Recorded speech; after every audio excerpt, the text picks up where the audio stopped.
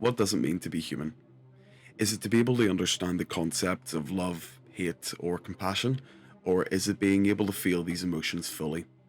These are only some of the questions that Quantic Dream's branching narrative adventure game Detroit Become Human tries to ask us.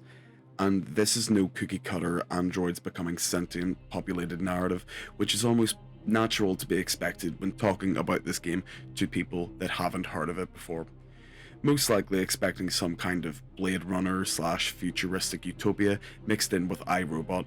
But whatever your thoughts are on the title, I want to try to explain in my usual skeleton structured way, and maybe even try to convince you to take your own journey through the eyes of three separate lead characters, all with intertwining and important stories.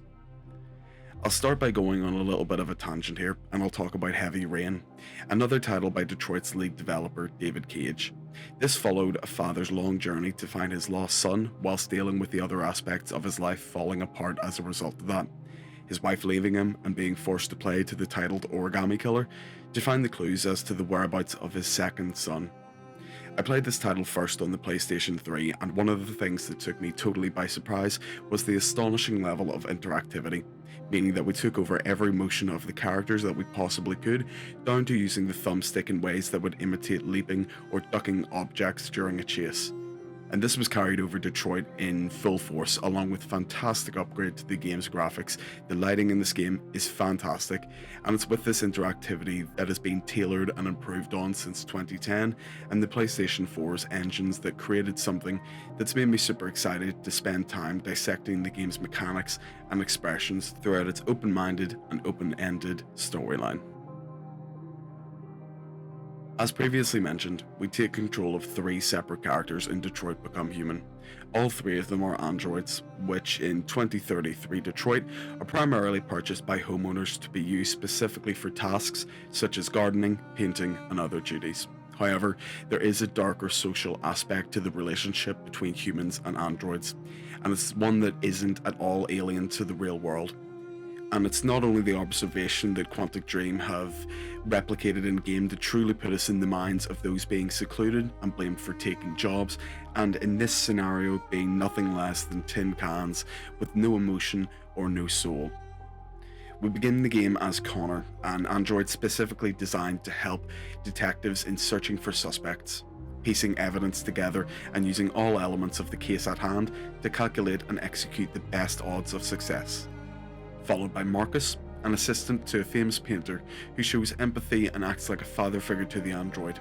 And finally, we have Kara, an android that was damaged by her owner and has started the game with a wiped memory.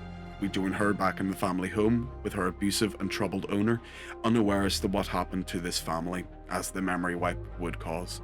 Throughout the stories of these characters, we're faced with many other choices. Are you a mother? A rebel? Are you a machine or alive? We get confronted with these themes of mental illness, or as it's put in the game, your software instability, and themes of slavery, racism, superiority, and evolution. How would you lead? Would you be a pacifist who will protect with peace, or will you show humanity that times have changed and show them the way by force? These are all valid options in Detroit Become Human, and come with their own thought-provoking after effects.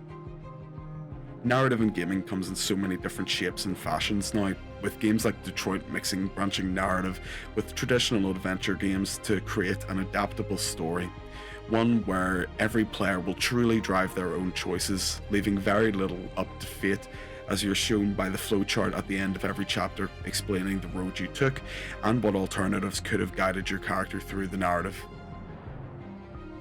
Love or hate the style of Detroit, when you've had your experience with it, you won't be able to deny that the story tries its best to relate to your choices and adds weight to the emotional depth of your actions. It truly shows itself as a shining example of Sony's line of exclusives and deserves a playthrough if you haven't had the chance. Thanks everyone for watching, I'll see you next time.